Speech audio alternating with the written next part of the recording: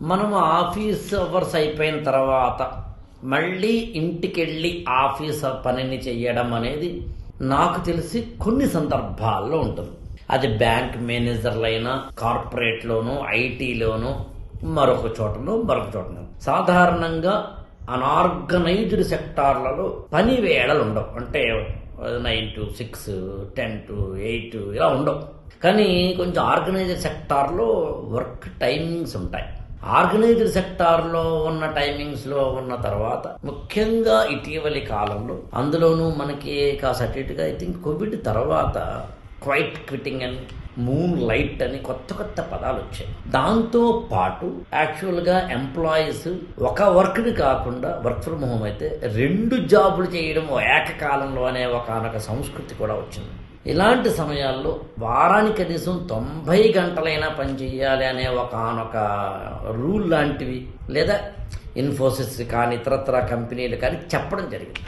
ఈ ప్రాసెస్లో right to disconnect bill 2025 అనే దాన్ని భారత పార్లమెంట్లో ప్రవేశపెట్టడం అనేది చాలా కీలకమైన పరిణామం. యాక్చువల్గా అంటే ఆఫీస్ అవర్స్ అయిపోయి ఇంటికి వెళ్ళిన తర్వాత ఎంప్లాయీస్కి ఆఫీసు పని ఉండకూడదు.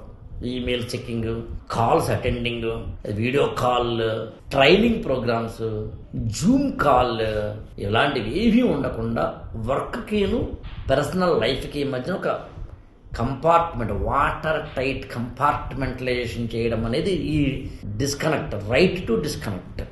అదేంటి సార్, అది మామూలు విషయం కదా, దానికి మళ్ళీ హక్కు ఏంటి అంటే, చాలా కంపెనీలు ఏం చేస్తాయంటే ఆఫీస్ అవర్స్ అయిపోయిన తర్వాత కూడా కొన్ని వర్క్స్ పెట్టడం, ఆఫీస్ అవర్స్ అయిపోయిన తర్వాత కూడా కాల్స్ పెట్టడము అని జరగడం.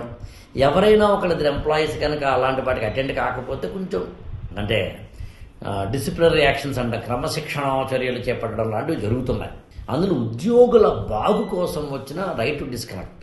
కానీ జీవితంలో ఎదగాలి అనుకున్న వాళ్ళు, అంటే అనారోగ్య సమస్యలు కానీ, ఈ శాలరీ నాకు చాలు అనుకున్న వాళ్ళు కానీ, బీపీ షుగర్లు అక్కర్లేదు అనుకున్న వాళ్ళు కానీ, వాళ్ళకి ఇది ఓకే. కానీ నిజానికి జీవితంలో ఎదగాలి అనుకున్న వాళ్ళు, ఆరోగ్యాన్ని పరిరక్షించుకుంటూ వ్యక్తిగత జీవితాన్ని కాపాడుకుంటూ స్కిల్స్ ఎన్హాన్స్ చేసుకోవాలనుకున్న వాళ్ళకైతే మాత్రం నాకు తెలిసి డిస్కనెక్షన్ అక్కర్లేదు.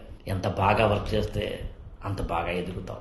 ఈ ఛానల్ని లైక్ చేయండి, షేర్ చేయండి, సబ్స్క్రైబ్ చేసుకోండి.